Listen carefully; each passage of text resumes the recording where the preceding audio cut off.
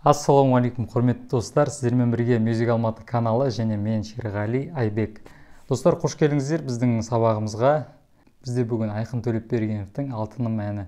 Егер бұл әнді басынан аяғына дейін дұрыс әрі толық үйренгіңіз келсе, бұл видеоның соңына дейін көріңіз. Достар, біздің Алтыным мен сізге екі вариантта үйретем. Біреуі Айқын Төлепбергеновтың оригинал аккордтарымен, екіншісі біздің көшедегі әндермен. Жалпы Алтыным әнін білмейтін адам жоқ шығар, барлық вечерлерде осы Алтыным әні кем дегенде бір рет айтылады. Жалпы айтқанда енді көшенің әні ғой. Ең бірінші оригинал аккордтармен ойнап көрсетейін.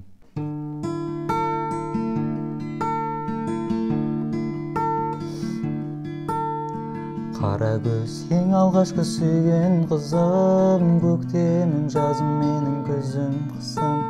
Армандап жыл мезгілін қалай күтсем, ол да менің көптен күткен аққу құсым. Алтыным менің кете бардың, амалым жоқ қала бердім.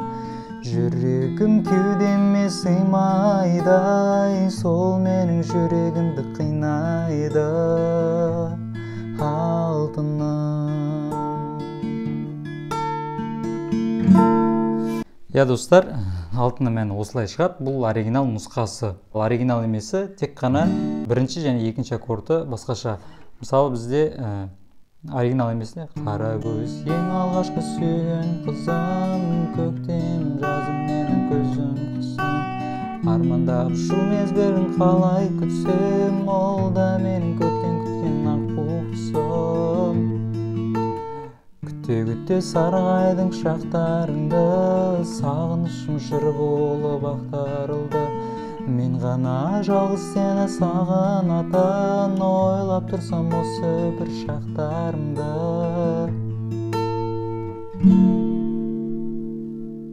Достар, сосын көбі сұрайды, осы мынау не құрылғы деп, бұл каподастр. Ән айтқан кезде әркімнің өзінің дауыс ырғағы бар, дауыс тональності бар деген дейді. Біреуге мынау ыңғайлы, біреуге мына жақта, біреуге мынаусыз ыңғайлы деген сияқты. Егер сіз ән айтатын болсаңыз, даусыңыз жуан болса, или жіңішке болса, келмей жатса, осы каподастр арқылы өзіңіз қалаған жерде аккордты өзгермей, баре ұстамай-ақ, осы аксессуар арқылы проблемаңызды шеше аласыз.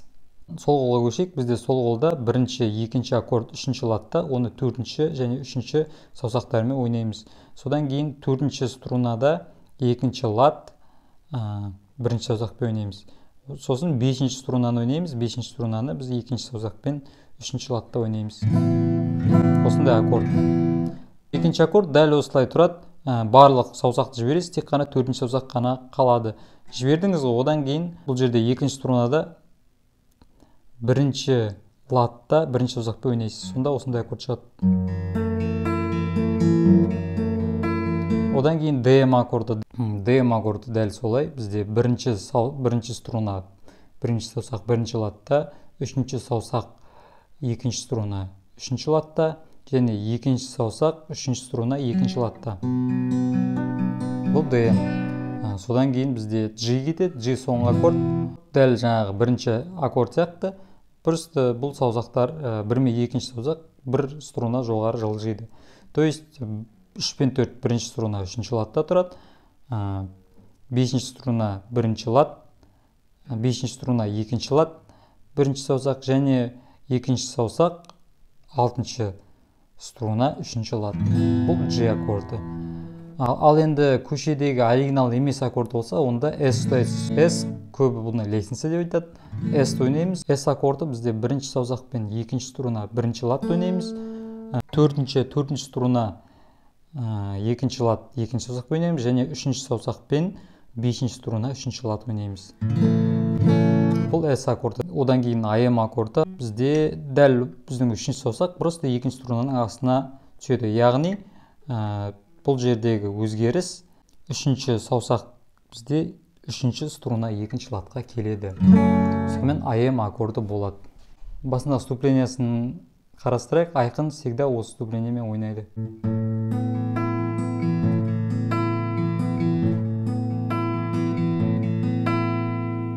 5, 3, 2, 3, 1, 3, 2, 3, 5, 3, 2, 1, 3, 2 3 5 3 2 3 1 3 2 3 5 3 2 1 и өстіп бастады. И ән айтқанда бізде дәл осы позициямен басовой 5 ойнаймыз. 8-дікті біз 2 мәрте ойнаймыз бір аккордқа. Сонда қараңыз.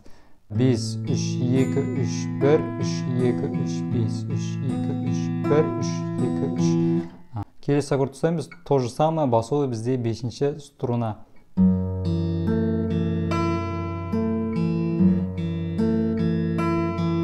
Екі рет ойнадық қой. Енді 3-ші аккорд бізде ДМ. ДМ аккорд ұстаған кезде біз басовой 5 пен емес, уже 4 пен ойнаймыз. Тек қана бас өзгереді. 4 3 2 3 1 3 2 3 4 3 2 3 1 3 2 3. Одан кейін G-ді ұстаған кезде соңғы аккорд, 4-ші аккорд біз басовой 6-ға өзгереді. Және соңғы аккордта қайырмаға келген кезде біз 3 рет ойнаймыз. 6 3 2 3 1 3 2 3 6 3 2 3 1 3 2 3 6 3 2 3 1 3 2 3. И дәл осылай кете береді. Тек бұл жерде біз басовойларды шатастыра алмасақ болды. Алтын мәні достар осындай. Сізге ескерту жасайын, көбі дұрыс ойнай алмай жатады. Сразу тезірек ойнап кетпей, асықпай ойнасаңыздар бұл шығады. Достар, бүгінгі біздің сабақ аяқталды. Күнге ұнады, астына лайк басыңыздар, астына комментарий жазыңыздар, қандай видео күтесіз астына жазыңыздар. Біз міндетті түрде жауап береміз. Сізбен болған Music Алматы каналы және мен Шерғали Айбек. Сау болыңыздар.